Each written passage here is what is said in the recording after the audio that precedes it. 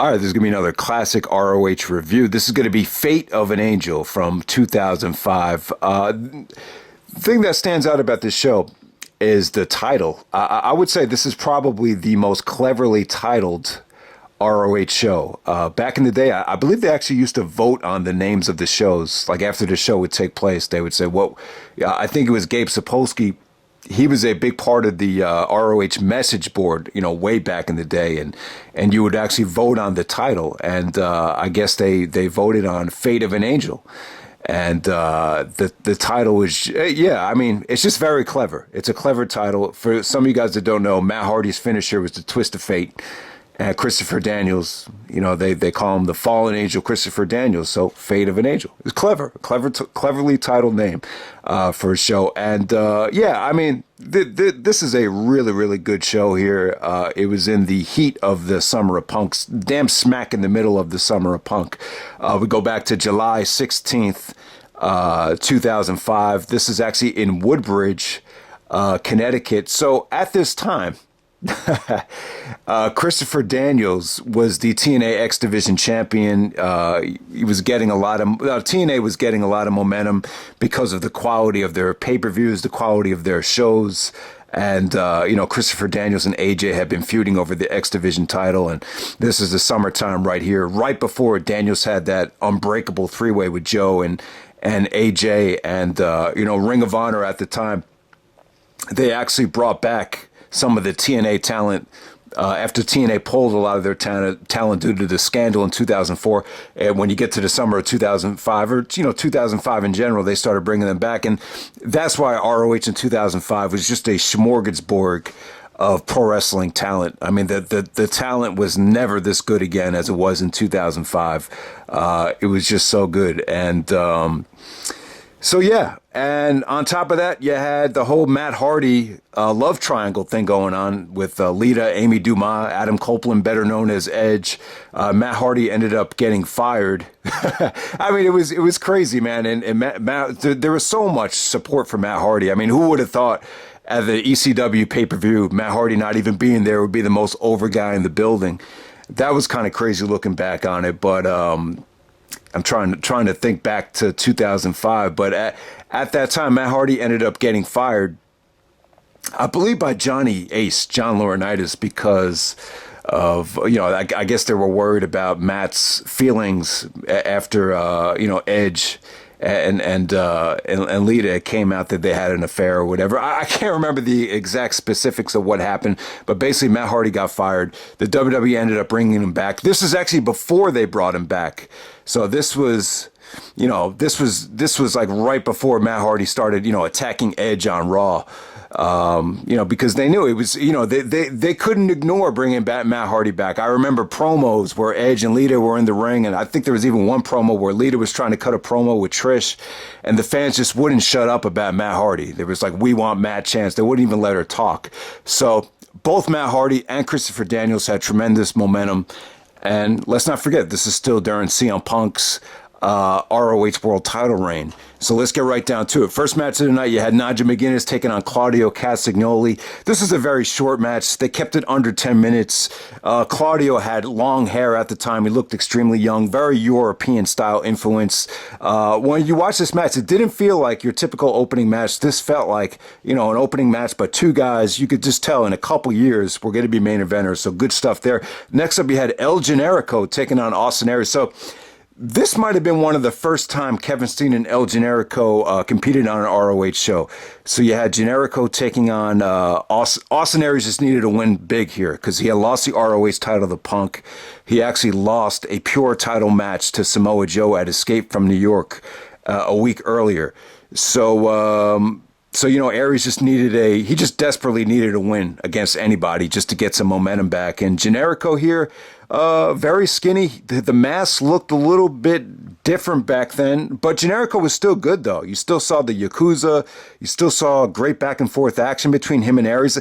This might have been the only time Aries and Generico ever faced each other. I don't remember Aries and Generico ever having a match ever, which is a shame because this was a hell of a matchup right here. So Aries got the win, but Generico still looked good though. He definitely you walk away from this match. If I was Gabe, I would say, yeah, I got to bring that guy back. So definitely good stuff there. So we go right into Kevin Steen's match. So Steen was in a 4-corner survival with Homicide, Dixie, and Azriel. When Steen came out, it's just like, wow, you can't. He looks 100 pounds lighter. He looks about 20 years younger. I mean, he just looked really young, and he was only 20 years old at the time, I think. So yeah, but the match is awesome, though. I mean, breathtaking action here. This is when Homicide was ruthless and just, approached every match with reckless abandon. Give Dixie and Azriel credit. I know most of you guys probably never even heard of these guys. Azriel was a mid-carder in ROH in 2005. He looked great here. Dixie, I believe, used to be in Special K. He actually... really, really good stuff here from him. Just breathtaking action. Steen actually busted out a moonsault. Homicide busted out the Gringo Killer. All these guys looked awesome here. Watching this match, you just got a feeling like, to get on one of these shows, if you don't deliver and if you don't keep up with this type of pace, then you get left behind. That's the kind of feeling I got from it. Next up, you had the Ultimate Endurance Tag Team match. All right, so they call this an Ultimate Endurance match, but it ended up being more of an elimination match. It wasn't like your typical Ultimate Endurance tag team gauntlet match that you would see in the WWE. So this is more of an elimination match, featuring guys that were just happy to be on the show. I was not a big fan of the Carnage crew. They were kind of for the ECW leftovers. Dunn and Marcos was the ring crew. There were some guys part of the embassy that Prince Nana was trying to experiment with at the time. And then you had a couple of guys left over from Special K. At this time, they were known as Lacey's Angels. So Lacey was out there with them. This is before Lacey became aligned with Jimmy Jacobs and BJ Whitmer. So, watching this match back, I just thought all these teams made the most of what they had here. I mean, it was just a great effort. Guys like Dunn and Marcos are just happy to be on a show like this. Carnage crew. I thought all these guys gave a great effort, for them to get on a show like this. You just got the feeling that they were just happy to be there. But, bottom line is they made the most of it. So let's just move on to the next match. You had AJ Styles taking on Roderick Strong. So AJ returning to ROH in the summer of Punk. And, Roderick Strong in 2005. A lot of people thought he was the MVP. When it comes down to it, a lot of people thought the MVP was James Gibson. If you didn't think it was Gibson, you would think it would be Strong. And that's incredible. It's incredible because when you consider the amount of talent, and you had arguments for everybody. You had arguments for Gibson. You had arguments for Joe. You had arguments for Punk. And then when Bryan Danielson came back in September, a lot of people would argue that Bryan Danielson had the best year when you factor it in with a lot of the work that he did earlier in the year before he took his hiatus. So AJ Styles and Roderick Strong, hell of a matchup here. We've seen them wrestle in TNA. You've seen them, wrestle on the Sinclair show after ROH was, purchased. But I still think this is their best match, and they have a hell of a history together. I believe, at some point, Strong actually took the Styles Clash, and he took it wrong, and I believe he hurt himself. I believe this happened, during the Sinclair years. And I remember AJ, AJ's had some problems with the Styles Clash. I just think a lot of guys don't know how to take it. I remember AJ saying the best way to take it is you just don't move, don't do anything. And when Strong took it here, he kind of ducked his head a little bit, and he didn't get hurt here, but it wasn't pretty though. But yeah, AJ Styles and Roderick Strong. I believe these guys actually wrestled on the first ever Spike TV TNA Impact show, so they have a lot of history together. This is definitely their best match from what I've seen because it got time. AJ in 2005 was just phenomenal. I can't think of any other word. I mean, he was just so athletic. I mean, yeah, AJ's still great today, but his athleticism was just off the chart back then. In 2005, he was able to kind of blend his athleticism, and it was kind of matching up with his mindset and his skill set. And his, just being a ring general, too. He was just very well-rounded in 2005, AJ Styles. And Strong was just one of these guys that got better each and every show. And, this was just a great special attraction match. Just a ton of age. That was the great thing about bringing back the TNA guys, because they would bring probably an extra couple hundred people to these shows. I mean, how many people were probably there just to see AJ Styles and Christopher Daniels? Probably a lot. So next up, you have the ROH Pure title match. You have Samoa Joe taking on Jimmy Rave. All right, when I watched this show back, this is one match I didn't remember, and sometimes when you don't remember it, maybe it just wasn't that great. I mean, this is what I'll say about the match. Like, if you came to the show to see Samoa Joe take on Jimmy Rave and you wanted to see Joe, you wouldn't be disappointed. But it just wasn't. It wasn't like the matchup just wasn't that memorable, though. Rave. Whenever Rave hit the gonorrhea, applied a headlock to Joe, or applied any type of offense, Gabe even said on commentary, it's going to take more than that to put Samoa Joe down. So I just think part of the problem was it just wasn't believable. It wasn't believable for Jimmy Rave to take the Pure title away from Joe. A lot of times with the Pure title matches, I kind of find myself daydreaming when it comes to remembering rope breaks. The part of the intrigue about the Pure title is that you're only allowed a certain number of rope breaks. And even with the great Pure title matches, a lot of times I just, I kind of forget, he doesn't have any rope breaks left. And with this match right here, I totally wasn't even paying attention to that. There was just a lot of heel work from Jimmy Rave. You had the, Prince Nana at ringside. You had Princess Jade, the sexy Asian girl. They were disrespecting her. She was at ringside. So you had Joe. Joe was very distracted, but he still ended up winning the match with a muscle buster. The lights go out, and then Matt Hardy comes out, and Matt Hardy cuts a anti-W. See, it kind of hit me. Before I watched this match, I was like, yeah, I remember Matt Hardy. Before he left Ring of Honor, they booed the shit out of him. And I was just like, well, how did that happen? Because they were treating him like, everyone was treating Matt Hardy like it was God at this time, because he had so much momentum. Because people, it's that sympathy thing. Sometimes when people feel bad for you, they get behind you. And so with this match right here, the situation with the promo, I hear this dog barking. It's annoying the shit out of me. But listen, with Matt Hardy, he was actually cutting a anti-WWE promo. He was taking shots at Johnny Ace. He was taking shots at Adam Copeland, taking shots at Lita. And it was a very pro-ROH promo. He's like, oh, WWE, tell them to go watch some ROH DVDs. Something like that. So basically, the way he was talking about the WWE was like he didn't need them. And then the very next week, you see him on Raw. I think, a lot of the ROH fans felt betrayed.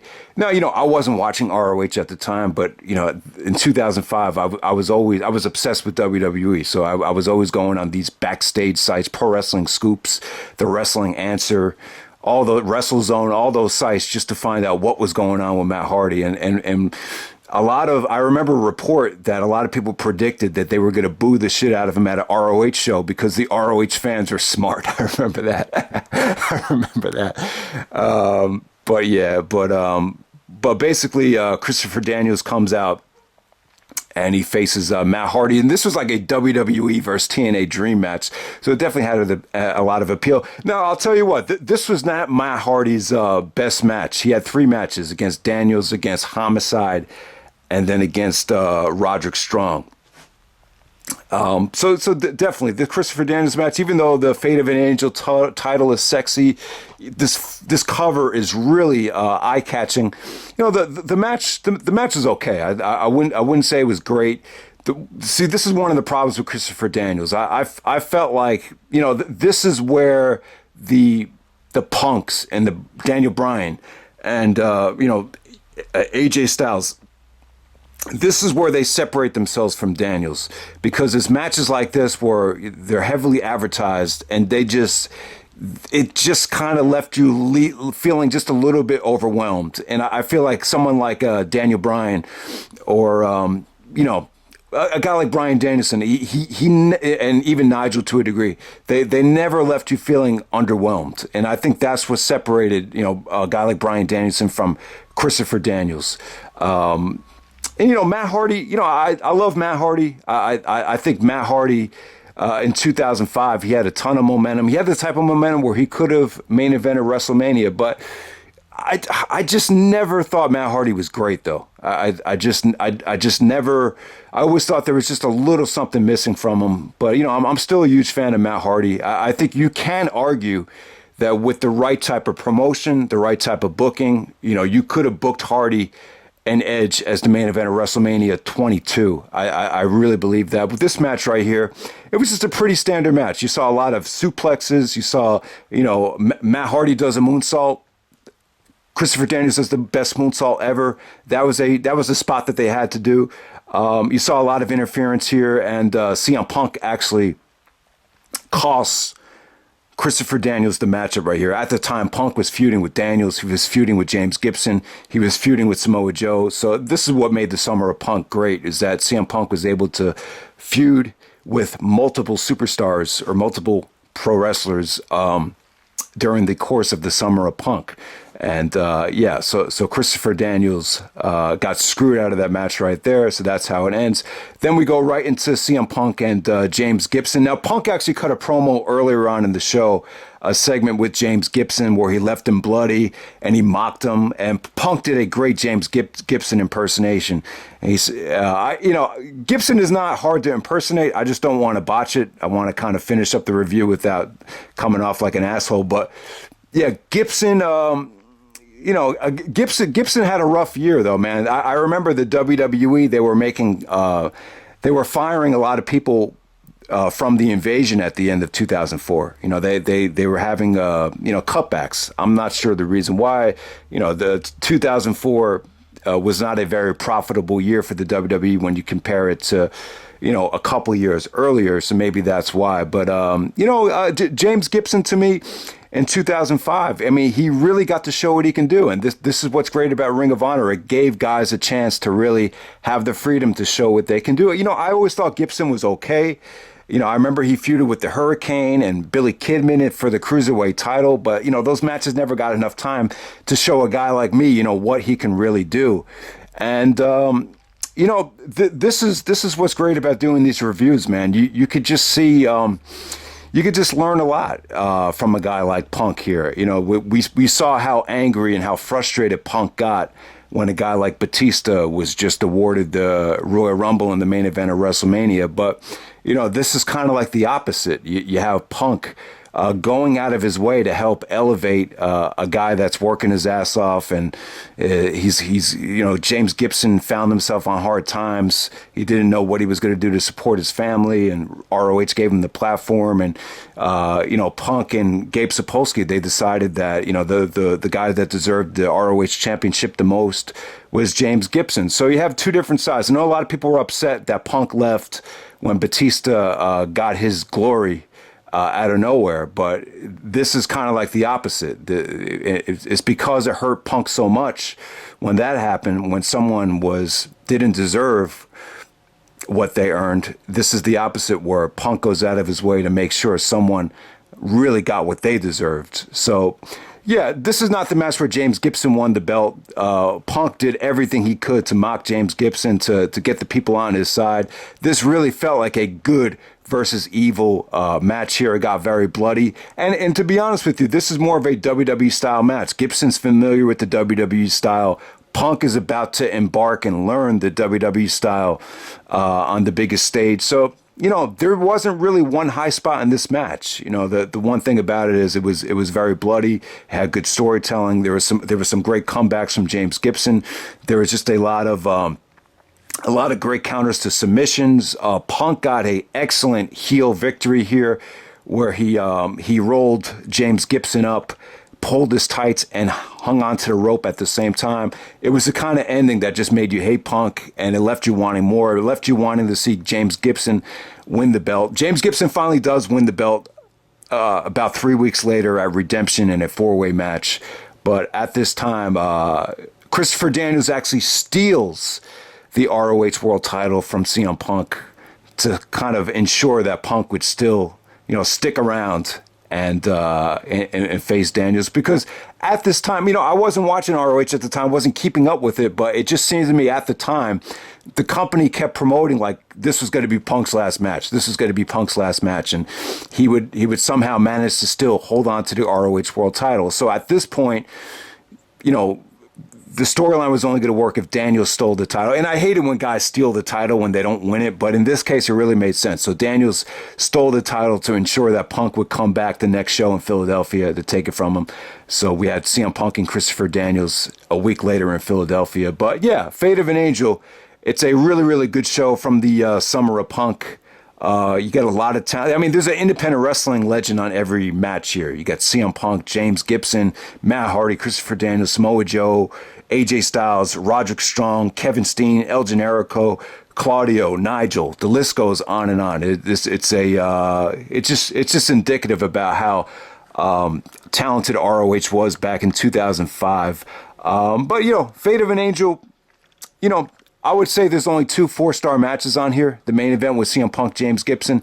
I would say AJ Styles, Roderick Strong. Those are only the 2 matches to really go out of your way to see. I thought the show was solid from top to bottom. Not one of the best shows from 2005, but it's an essential show of the Summer of Punk. And it's just a great show that I think every ROH fan needs in the collection. And let's not forget about the title, Fate of an Angel, probably the most cleverly titled ROH show ever. So there you go. All right.